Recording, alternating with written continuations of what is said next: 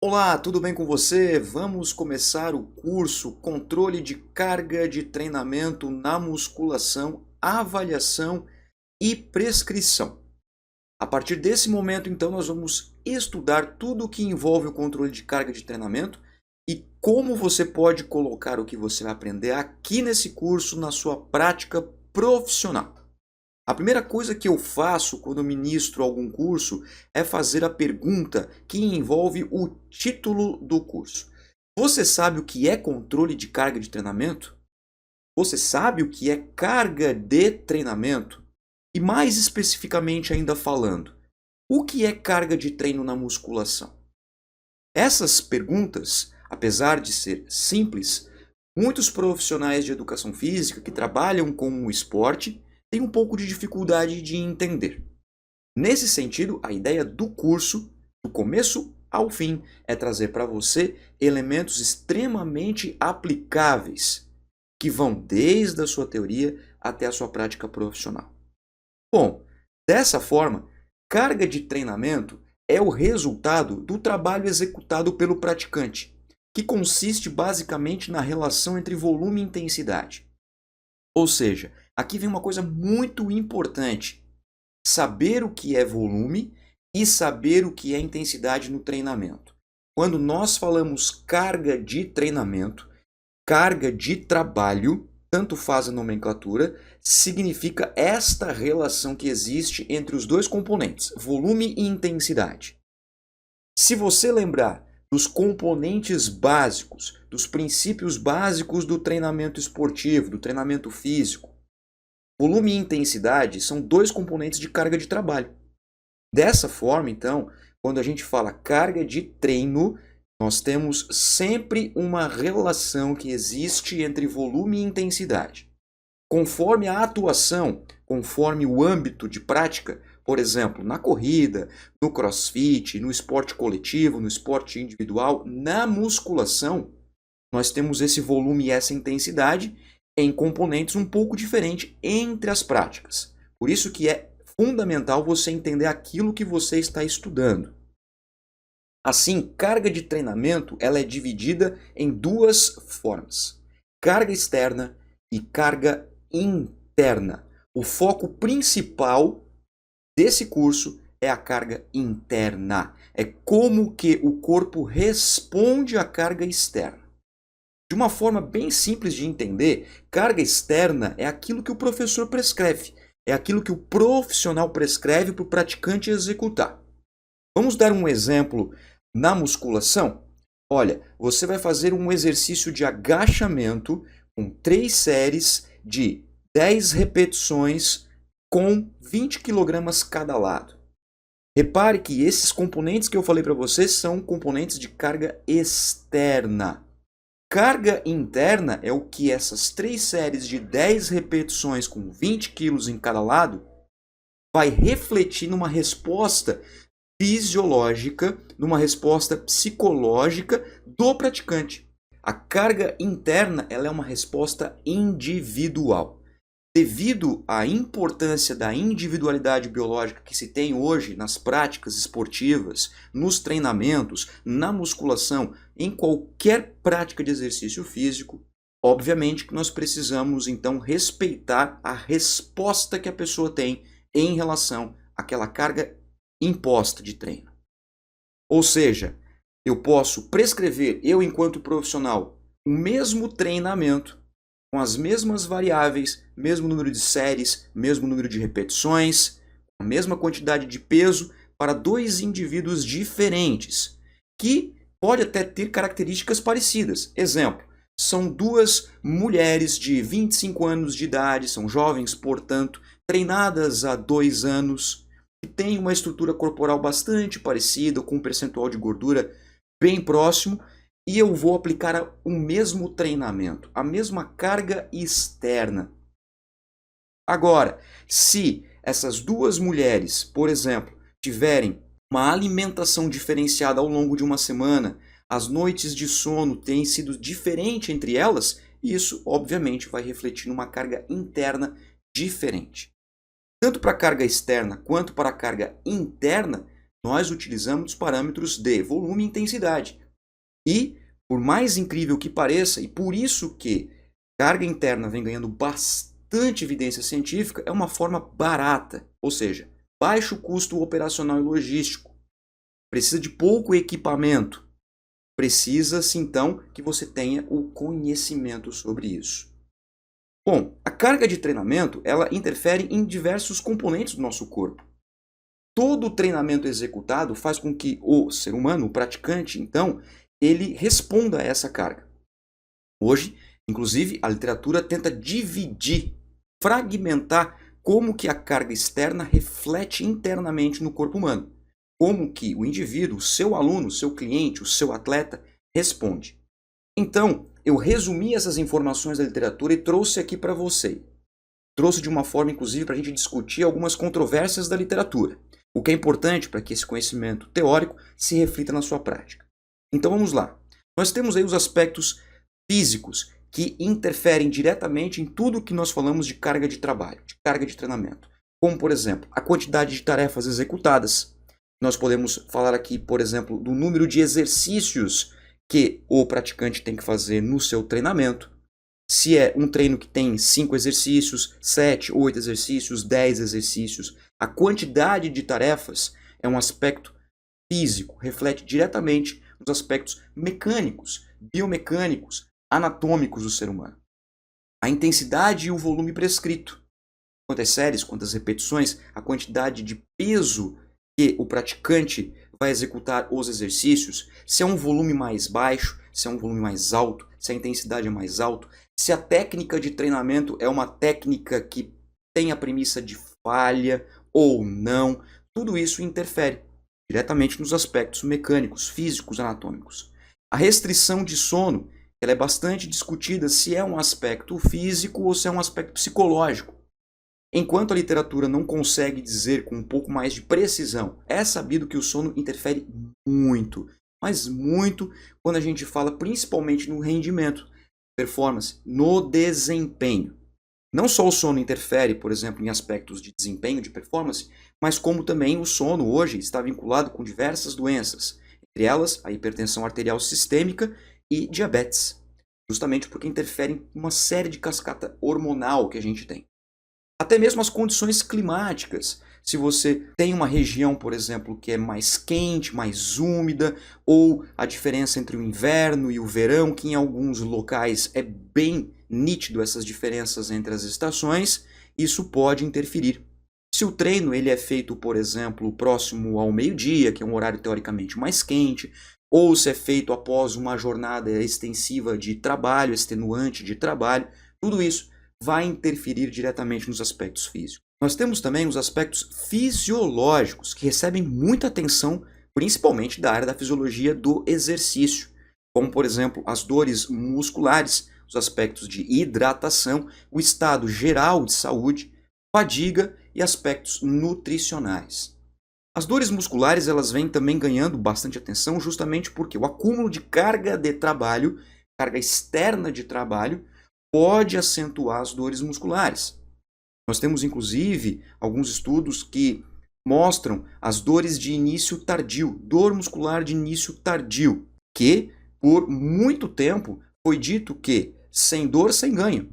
Aquela famosa frase, no pain, no gain, justamente porque se o treino teve dor muscular, ele foi efetivo. Não, hoje sabemos que não é assim que funciona. Muito pelo contrário, em algumas atividades esportivas, em algumas condições de treinamento, a dor muscular interfere na performance. Então, bastante cuidado. Cada caso é um caso. Cada atleta, cada grupo de atletas é um caso. As dores musculares, por exemplo, que impedem o movimento, devem ser analisadas com muito cuidado. Os aspectos de hidratação, dependendo da condição do atleta, do praticante, eu preciso ter momentos de reidratação.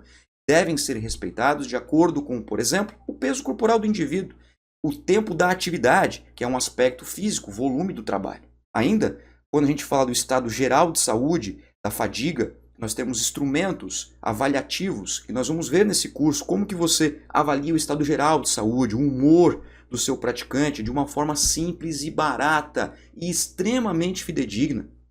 Os aspectos nutricionais hoje recebem atenção principalmente quando a gente fala também de performance. Por quê? Hoje é sabido que nós temos diversas estratégias nutricionais, principalmente que fazem aí modificações com os macronutrientes, carboidratos, lipídios e proteínas, dependendo da fase de treinamento da pessoa. Isso serve para qualquer tipo de condição, se é um atleta de alto nível, alta performance, ou se é, por exemplo, um praticante que visa simplesmente saúde, estética, qualidade de vida. Precisamos entender que o aspecto nutricional ele interfere diretamente também no resultado da carga interna, ou seja, da carga externa exposta ao praticante. Se eu vou, por exemplo, aplicar um treino de choque, um treino de alta intensidade, com um pouco mais de técnicas que vão levar à falha muscular, se esse indivíduo ele está, por exemplo, com baixa de carboidrato, pode ser que ele não consiga executar com tanta eficiência aquele trabalho que você prescreveu, ou seja, a carga externa. Significa dizer que o mesmo treino de alta intensidade, se eu prescrever para um indivíduo que está com uma dieta de alto consumo de carbo, comparado a um baixo consumo de carbo, eu vou ter respostas diferenciadas.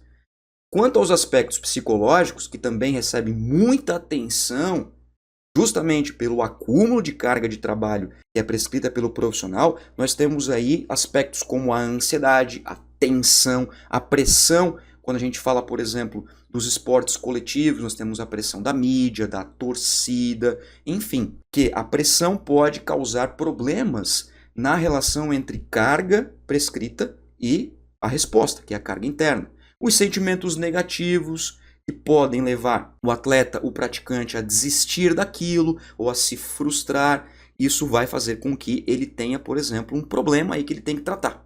Então, hoje, os aspectos psicológicos também recebem muita atenção. Fato, então, que justifica o psicólogo do esporte junto com, principalmente, esportes de alto rendimento.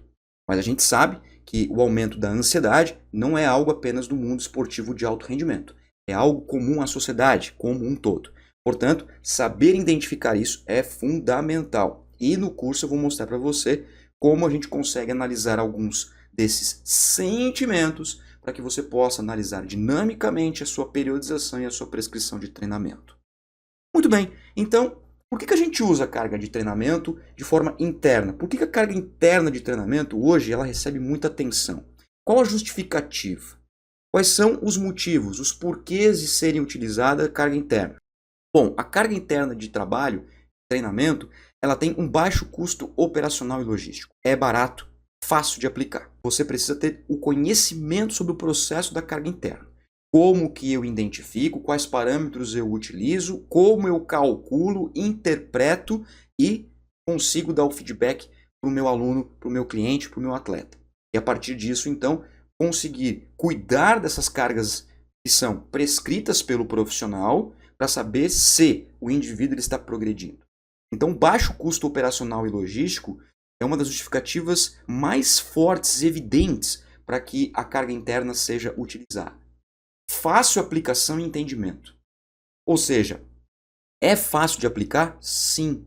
Eu vou mostrar para você que é fácil de você utilizar juntamente com o seu aluno. Fácil entendimento tanto para o profissional que está trabalhando, quanto para a pessoa, para o seu aluno. Mesmo que você tenha alunos no seu personal trainer, na sua academia, no seu clube, que sejam estudantes de educação física, ou até mesmo profissionais de educação física, ou profissionais de saúde como um todo, que teoricamente tenham um mínimo de entendimento sobre treinamento físico, às vezes pode causar uma dificuldade de interpretação da escala de percepção de esforço, por exemplo. Mas aqui eu também vou te explicar sobre isso. Então é fácil para o seu aluno entender o processo também. Por isso que a carga interna de treinamento é utilizada. Análise validada e fidedigna. Em termos de ciência, em termos de conhecimento científico, essa caixinha aqui ela é muito importante. Todos os estudos que visam estudar a carga de treinamento advêm de artigos científicos, de grupos de pesquisadores renomados no mundo inteiro. Então, os instrumentos que hoje nós utilizamos para analisar, por exemplo, a percepção subjetiva do esforço, são estudos fidedignos, foram validados em outras dimensões, em outras culturas. Então, eu tenho hoje por exemplo, questionários que já têm validade no Brasil, como por exemplo a escala de humor. Ela é uma escala internacional e foi validada aqui para ser aplicada nos brasileiros. Então é bastante interessante isso também, porque dá mais credibilidade para o seu trabalho. Ainda evita lesões e melhora o desempenho. Identificar, por exemplo, se durante uma semana ou durante algumas semanas existe um acúmulo de carga de trabalho, eu posso fazer o ajuste. E fazendo esse ajuste, eu consigo evitar lesões, eu consigo melhorar o desempenho. E como que eu sei que está evitando lesões e está melhorando o desempenho? Eu preciso fazer testes, eu preciso avaliar, tanto física, fisiologicamente, quanto psicologicamente. Então, o uso da carga interna de treinamento permite você também ter segurança na aplicação da carga externa, segurança na prescrição do treinamento. Temos ainda também a possibilidade do ajuste da periodização de treinamento. Falar sobre carga interna de treinamento, carga de treino como um todo, nós vamos ter que falar de periodização. É um dos módulos deste curso. Falar sobre a periodização de treinamento, mostrar os modelos que nós temos na musculação e algumas técnicas de treino e como que a gente faz esse ajuste de volume e intensidade de acordo com a técnica.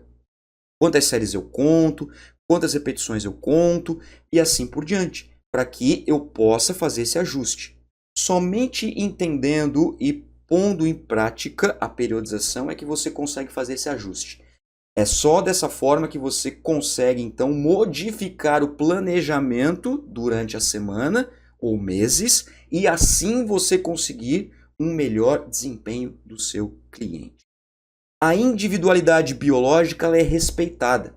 Lembra que eu falei para você, logo no começo da nossa aula, que eu posso aplicar o mesmo treinamento para duas pessoas totalmente diferentes, ou até mesmo para pessoas que tenham características parecidas, tanto físicas quanto fisiológicas, mas dependendo da condição que essa pessoa se apresenta para treinar, ela pode ter uma resposta diferente da outra? Pois bem, isso é individualidade biológica. Outra coisa importante é que, para você entender e ficar bem amarrado à carga de treinamento, é saber os princípios do treinamento físico, que vem se modificando, se atualizando ao longo das décadas. Mas basicamente temos o princípio da individualidade biológica, o princípio da adaptação, temos o princípio da sobrecarga, interdependência volume-intensidade, especificidade, continuidade. Alguns autores colocam o princípio da motivação e da manutenção.